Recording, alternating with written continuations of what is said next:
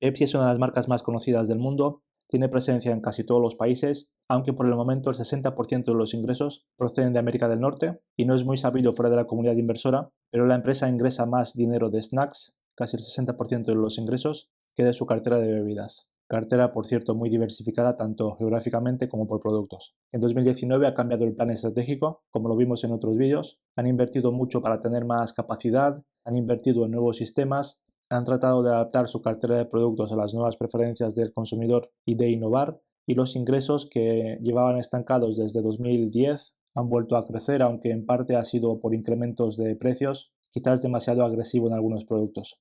Los mercados en los que opera son gigantes y se espera que vayan creciendo poco a poco, por lo que es un buen viento de cola para la empresa, sobre todo si consigue ganar también un poco de cuota de mercado y si el consumo per cápita incrementa fuera de América del Norte.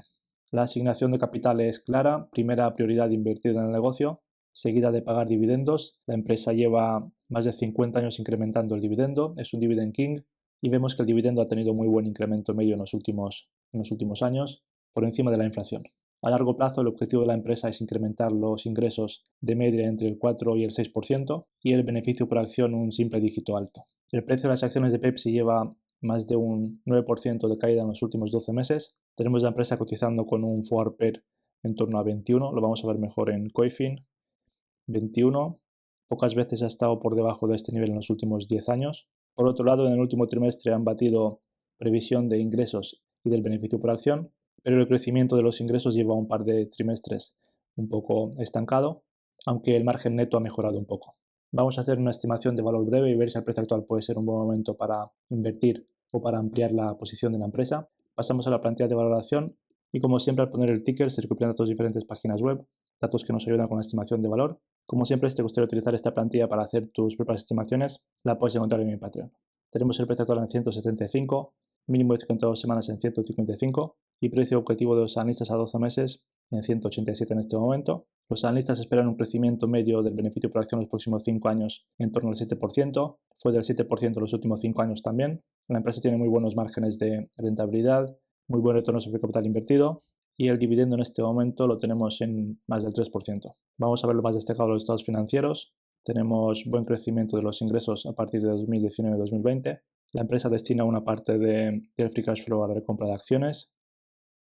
El dividendo, como vimos, muy buen crecimiento. Dividend yield en torno al 3% en este momento. Payout en torno al 75%. Margen bruto muy estable por encima del 50%. El margen operativo ha bajado un poco a partir de 2019 porque la empresa invierte más en marketing y en I+D. Tenemos el retorno sobre capital invertido en torno al 15%. Está muy bien. Y en cuanto al balance, tenemos el ratio deuda-EBITDA poco por debajo de 3. Es un poco alto, pero tenemos el ratio de cobertura de intereses en torno a 15, por lo tanto no hay ningún problema aquí en principio. Tenemos la empresa cotizando en este momento con un PER bastante alto, está en la media de los últimos 10 años, en torno a 26. Tenemos el ratio EV/EBITDA poco por encima de 17. Y por último, en cuanto al CAPEX, vemos como a partir de 2019 incrementa prácticamente un 40-50%, pasa de poco más del 4% de los ingresos a casi el 6% de los ingresos. A medio plazo debería volver a bajar un poco. Vamos a comenzar con la estimación.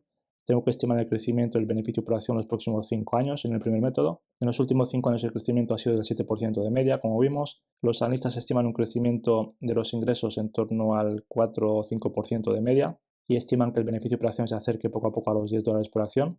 Tenemos el precio actual en 175, con un PER como el PER actual en torno a 25, vamos a decir, y un beneficio por acción de $10 por acción. El precio objetivo sería en torno a 250. Si estima un crecimiento del 7% del beneficio por acción, creo que se puede dar perfectamente.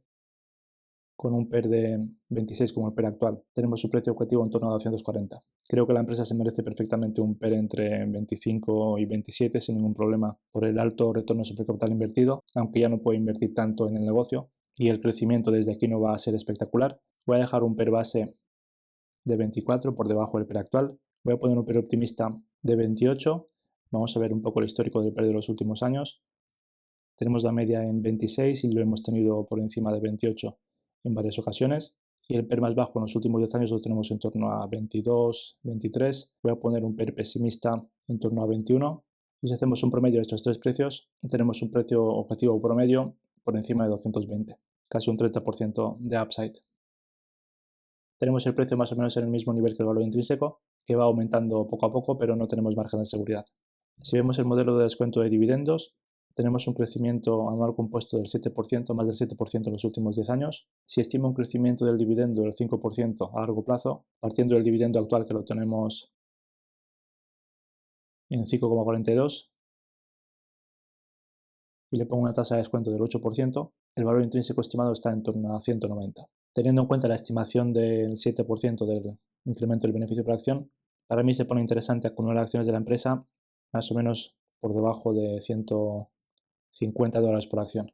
Como siempre, no es recomendación de inversión. Déjame tu opinión de la empresa en los comentarios y nos vemos en el próximo vídeo. Hasta la próxima. Adiós.